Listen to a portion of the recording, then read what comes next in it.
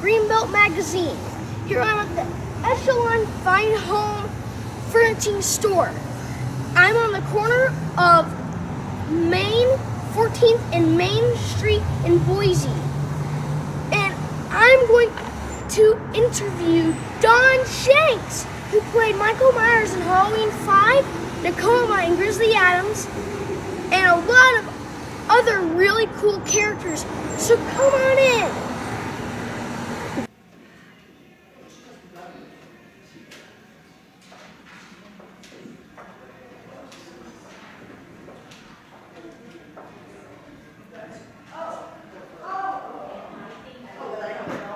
What are you doing?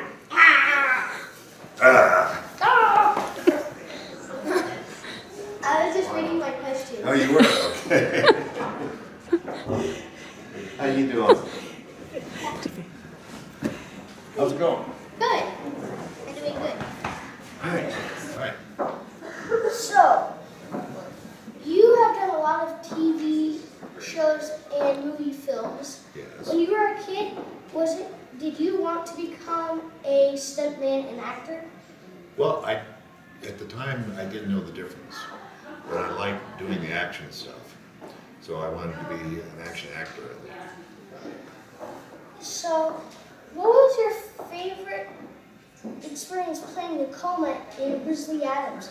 And can you tell me the story about the bear eating pancakes in the Q&A? I really like that story. It's really funny.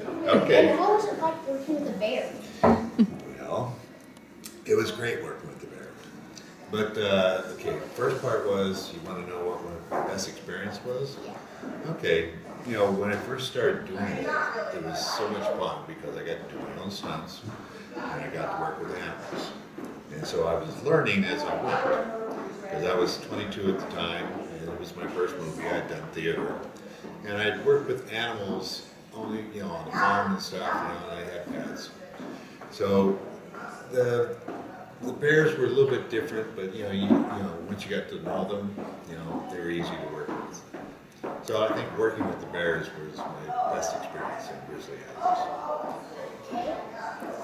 Yeah, you want the bear eating pancake story? Yeah, I love it. Okay.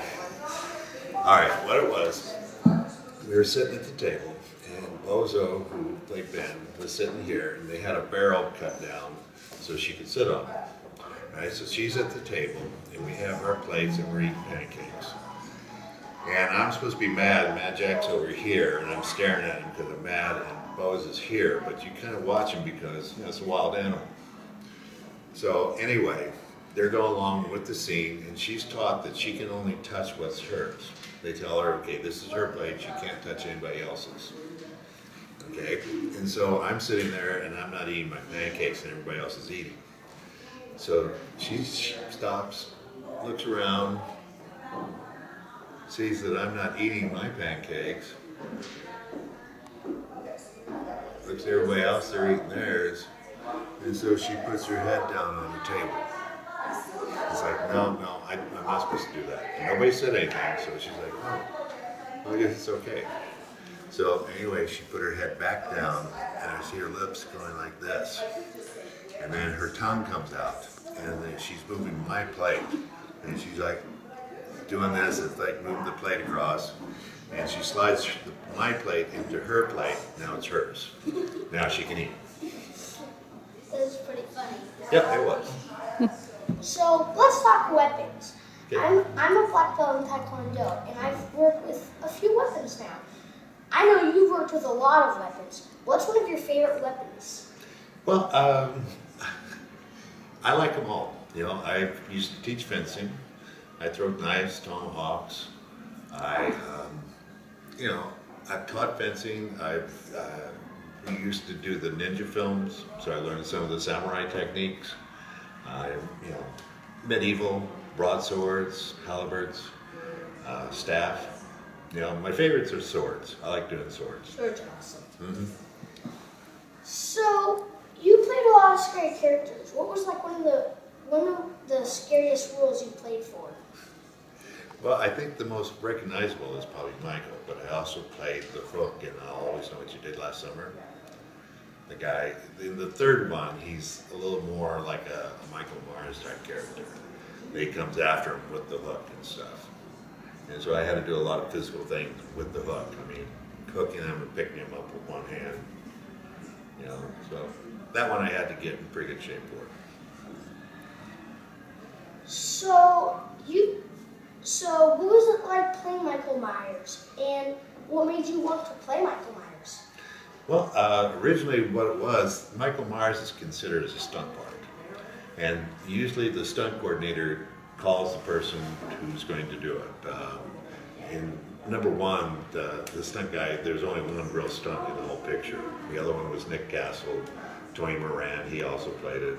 In part two, Dick Warlock played it because he was a stuntman, but he was the coordinator. In part four, George Wilbert came in and he was hired by the stunt coordinator. On part five, Don Pike was the coordinator and he hired me, or he called me about doing stunts. And at first I didn't know that I was playing Michael Myers. He wanted to know if I was available to do stunts. And I said, yeah. And so he called me back and he said, you got to meet with the director.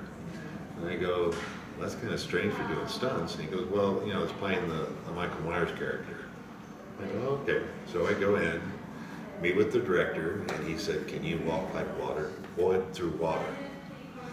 And I thought about it for a second, and I got up and did it. He goes, yeah, it's perfect. And I got the part. So, I'm going to be real serious right now. Okay. Is it true that no matter how fast you run, Michael Myers will walk faster? Well, I know the shortcuts. I can get there before you can. Okay. So, who do you think would win in a fight? Freddy Krueger or Michael Myers? Well, Freddy Krueger is just made up.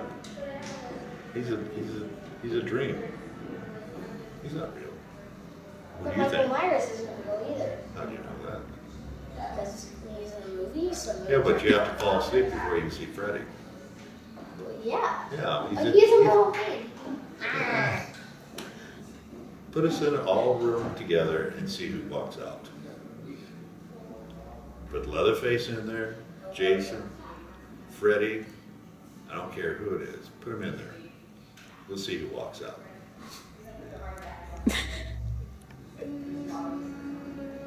I don't know. So you studied Taekwondo, you're black belt, huh? Uh-huh. So you do a lot of kicks. Yeah, I've been studying karate for 40 years now That's a long time. with the Ed Parker system. I've Kempo. only done Taekwondo for like 4 years. Wow.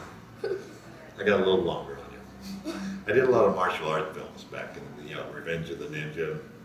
I don't know if you've ever seen those. There's a TV series called Master. I did 3 of the ninja films. We did some of the China O'Brien, which is more kung fu type karate films. So, did you watch any scary movies when you were 10 years old? Yeah, What was one of them that you watched? Frankenstein, Dracula. Okay. I mean, they were the classic, the Wolfman. And do you have any advice for a young kid that just wants to become an actor? You need to really love what you're doing. If you really do, get out there and do it. But do theater, do commercials, whatever available, do it. There's no small parts, there are only small actors. The main thing is you want to be out there doing something. The way I got the part on Grizzly Adams was I was doing a play at the Salt Palace in Salt Lake City. And at the time I was playing a guy who was like 65 years old. So I had a pot belly and my hair was real long. I had it up in a wig, I had a receding hairline, I had jowls, had special effects makeup, which I used to teach special effects makeup too. So people came back after the performance and I started peeling this stuff off and they go, wow, you look a lot different. I took off the belly and they go, yeah, you look really different. I go, well, watch this. And I pulled off the wig and my hair came down. So about 2 months later, the people who came backstage called me and said that if I could simulate someone being tore up by a bear, that there's a movie company coming in. And I said, sure. And so I called them and I explained, what we could do. And I said, do you need any actors? And they said, well, we need an Indian. And I go, well, I'm part Indian. They go, yeah, but you gotta be able to wrestle a bear. And I go, I can do that. Yeah. So I got that part, and from that, everything else sprung from that. But if I hadn't taken the part in the one play, it wouldn't have happened. So you have to be out there doing something. Sitting at home is not, waiting on people, it doesn't work. But if you can get on a film set and you find out who's doing this, and that, I mean, even if you have to be a PA, be part of it. So how many interns have you had doing stunts? You couldn't count it. I haven't really had, I've broken my back. I've had, some of the stuff is, I had 2 fingers cut off, but that was during a scene. So, but compared to most of the people, I'm pretty lucky. So what are some of the people you've seen that do stunts? Well, when I came to Hollywood, I wanted to meet, there was a gentleman by the name of Nakoma, and he did all the John Wayne films. And he did the running W's with the horses falling. He went under the stagecoach. I wanted to meet him. I wanted to meet Ronnie Rondell. It was more of the stunt people. And I was more attuned to the stunt people. One of my friends, and he was coordinator on the Grizzly Adams, the second season, his name was Denny Arnold. And I learned a lot from him. And he invented the air ratchet. When you see a guy getting pulled out of the scene, ratchet it back, he invented that. And then we had another gentleman by the name of Harry Wallman, and he went all the way back to silent movies. He was one of the Keystone Cops. He had doubled Clark Gable, Charles Lawton. He did the Hunchback of Notre Dame.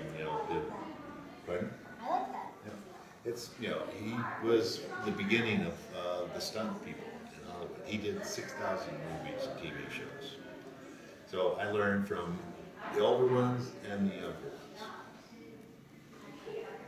Well, thank you for doing the interview, and thank you for your time, Don Shanks. Well, thank you very much. It was a very good interview. It was a lot of fun hearing all the stories, especially the bear and the Well, thank you for being a fan.